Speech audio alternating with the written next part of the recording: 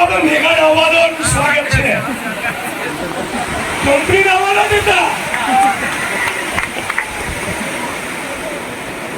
સાથીઓ, આ પત્રકાર મિત્રો જેને ખાસ કહું કે આ ઉદ્યોગપતિઓનો સૌથી ફેવરિટ નેતા, સૌથી પ્રિય એ મોદી છે.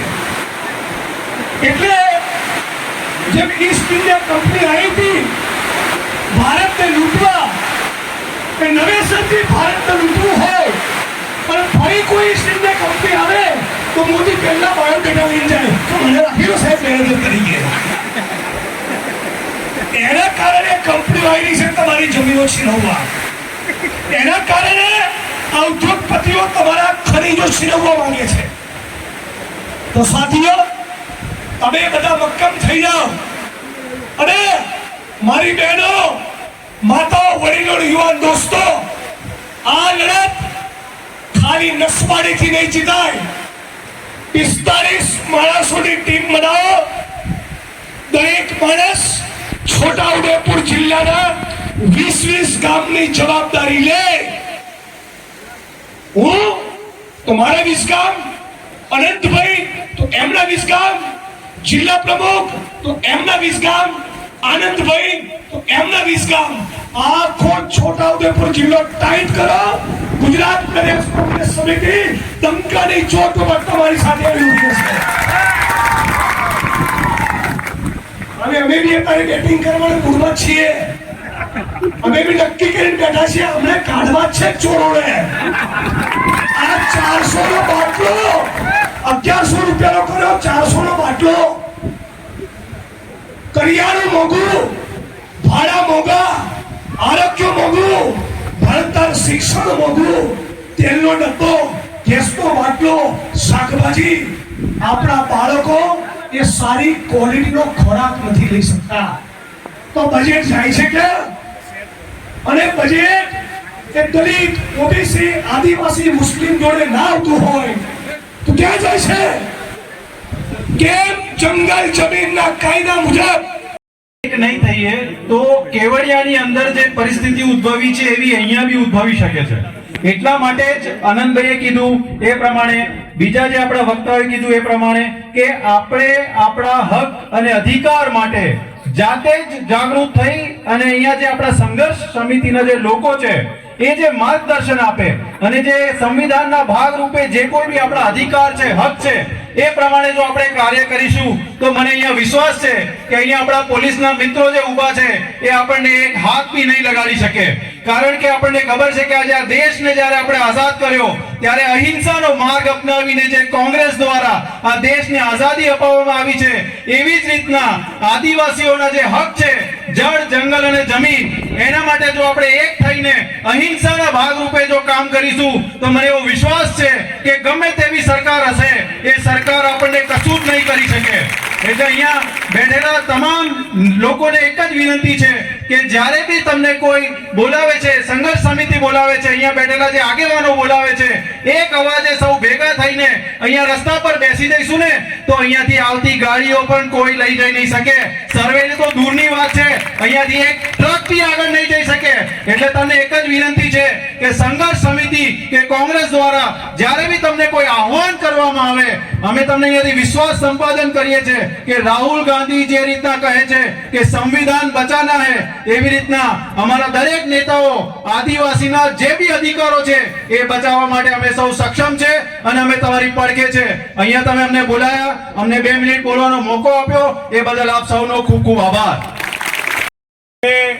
બધાના નામ લઈ લઉં. બધા જ લડતના, આંદોલનના, સંઘર્ષના સાથીઓ છે.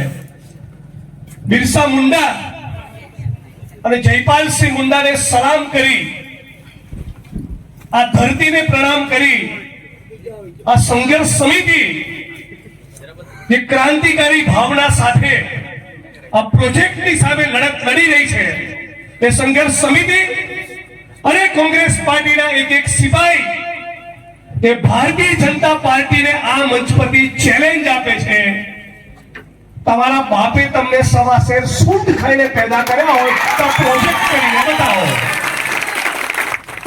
અને હું તમારા લડતના સાથી તરીકે પણ આવ્યો છું અને ગુજરાત પ્રદેશ કોંગ્રેસ સમિતિના કાર્યકારી પ્રમુખ તરીકે ભાઈ શ્રી અમિતભાઈ ચાવડા અમારા પ્રદેશ પ્રમુખ થોડી તબિયત નાદુરસ્ત અને બીજા કામમાં પણ રોકાયેલા છે, તો એમના પ્રતિનિધિ તરીકે પણ તમારી વચ્ચે ઉપસ્થિત થયો છું.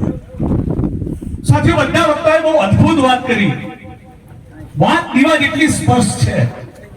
આ ધરતી આપણી, એમાં કાળી મજૂરી કરીને પરસેવો પાડીને જુવાર મકાઈ ને બાજરો આપણે પેદા કરીએ, નાગલી આપણે પેદા કરીએ, અને અચાનક એક દિવસ કોઈ નરેન્દ્ર મોદી ને ભૂપેન્દ્ર પટેલ ને એવું થયું કે ઉદ્યોગપતિઓની ચાપલૂસી કરવાની છે એટલે 4000 કરોડ નો પ્રોજેક્ટ લઈને આવીશું, નહીં થવા દઈએ.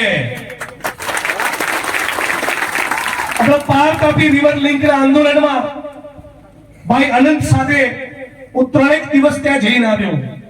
એક સાથે 82 ગામ ઉજાડવાના છે. 82 ગામના 75,000 થી લઈને 1 લાખ આદિવાસીને એના મૂળમાંથી ઉખાડીને ફેંકી દેવા માંગે છે. મેં તમારા બાપનો દેશ છે, અહીંયા 18 ગામમાંથી ઉખાડી ફેંકવા માંગે છે. 82 ને 18 કેટલા થયા? 100 ગામ. 100 ગામમાંથી આદિવાસી સમાજનો એકડો તમે ભૂસી રાખવા માંગતા હોય તો અમે પણ રાજનીતિમાં મંજીરા વગાડવા નથી આવ્યા. અને એમને કહી દો, ये धरती अपने आप की नहीं तुम्हारे बाप की. आज गुजरात અને દેશની જનતાએ એ અમૂલની ડેરી હોય, જીઆઈડીસી ના યુનિટ બનતા હોય કે બીજા અનેક વિકાસના પ્રોજેક્ટમાં જમીનો પણ આપી છે અને વિકાસમાં સાથ સહકાર પણ આપ્યો છે. અને કોંગ્રેસ પાર્ટીએ ગુજરાતના ઔદ્યોગિક વિકાસનો પાયો પણ નાખ્યો છે. પણ અમારી મરજીની વિરુદ્ધ અમારી જમીનો છીનવી, અમારા જંગલ અને કુદરતને સાફ કરી કોર્પોરેટ કંપનીઓની ચાપલૂસી કરવા, આ ધરતીની નીચેના ખનીજો કાઢી અદાણીને, અંબાણીને, વેદાંતને તગડા કરવા માંગતા હોય તો અમે થવા દેવાના નથી. અને આનંદભાઈ બધા મિત્રો જાણે છે, ખાલી ભાષણ કરવું એવું નહીં હો. તમારું આંદોલન ગજગજાઈને એની પીક ઉપર પહોંચે ને એના માટે તમારા 18 ગામમાં મીટિંગ કરવા આવીશ. અને સર્કિટ હાઉસમાં નહીં રોકાવું, તમારા ઘરે રોકાઈશ ને તમારી ચોખાની રોટલી ને નાગલી ખાઈશ. કેમ તમારી ચોખાની રોટલી ને નાગલી ખાઈશ?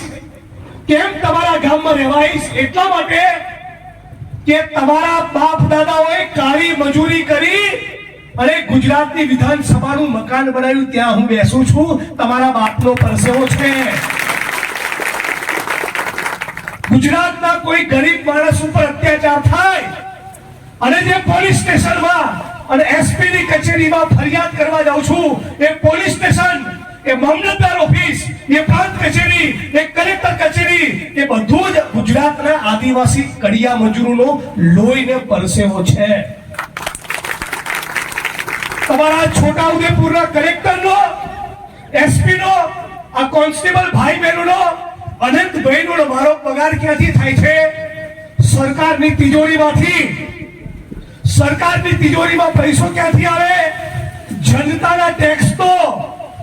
ટેક્સ એમાં કમાય.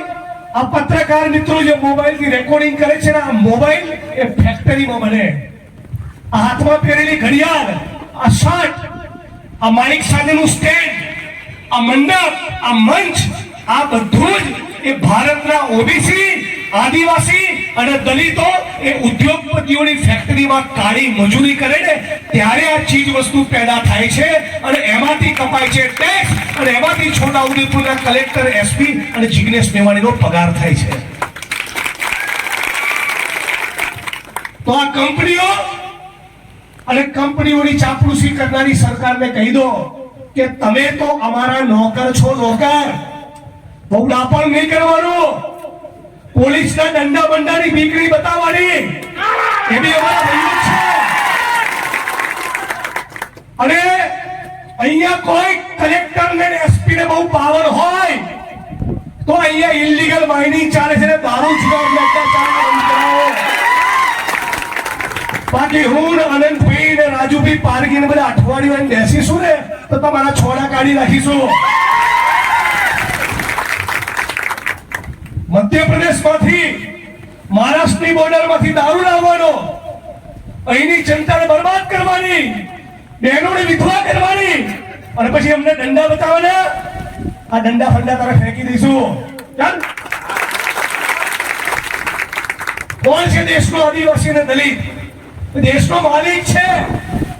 ઈંટોના ભઠ્ઠામાં કોણ? આપણે. કેમિકલની ફેક્ટરીઓમાં કોણ? આપણે. કન્સ્ટ્રક્શનની સાઇટમાં કોણ? આપણે. જીઆઈડીસી ના યુનિટોમાં કોણ? આપણે. આ ખેતરમાં કાળી મજૂરી કરીએ કોણ? આપણે. તો દેશનો માલિક કોણ? આપણે. કોણ છે આ મોદી ફોડી? આટલી બધી હોશિયારી કરે. કાલે આવશે, કાલ અમદાવાદ આવે છે. તમે હેલ્મેટ લાયા? બે ભારે ગોળાબારી થવાની છે. કાલે ફેંકશે. કાલે અમદાવાદમાં આવશે અને મોટી મોટી ફેંકશે. આ નરેન્દ્રભાઈને, આ ભારતના સૌથી મોટા ફાંકા ફોજદારને સવાલ પૂછીએ છીએ. આયો બી મેઘો બરાબર જામ્યો છે. જય જોહર. આપ સૌને હું અહીંયાથી એક જ વસ્તુ કહેવા માંગીશ કે તમે રાહુલ ગાંધીજીને જોયું હશે કે સંવિધાનની એક ચોપડી જોડે લઈને ફરે છે અને સંવિધાનની ચોપડીની અંદર જે અધિકારો દરેક નાગરિકને જે આપવામાં આવ્યા છે એ આપ સૌએ બી સમજવાની જરૂર છે અને દરેકના અધિકાર જે છે એના તહત આપણે સમજી શકીએ છીએ કે કોઈ બી સરકાર પોતાની મનમાની ચલાવે એ ચલાવી દેવામાં આવશે નહીં. હા, આપણી વચ્ચે આનંદભાઈ ચૌધરી આવ્યા છે અને મંચ ઉપરનું સ્વાગત. નસવાડી તાલુકાના ઘેસવાડી ગામે હાઇડ્રો પાવર પ્રોજેક્ટના જનજાગૃતિ મહાસભામાં ઉપસ્થિત એઆઈસીસી ના સેક્રેટરી માનનીય ઉષા નાયડુજી, આપણા આદિવાસી સમાજના હક અને અધિકાર માટે લડતા એવા યુવાન ધારાસભ્ય શ્રી આનંદભાઈ પટેલ સાહેબ, એવા જ આપણા વડગામના અને હર હંમેશા આદિવાસી સમાજની વાત હોય, દલિત સમાજની વાત હોય, એના હક અધિકાર માટે લડતા એવા જિગ્નેશભાઈ મેવાણી સાહેબ, વિધાનસભા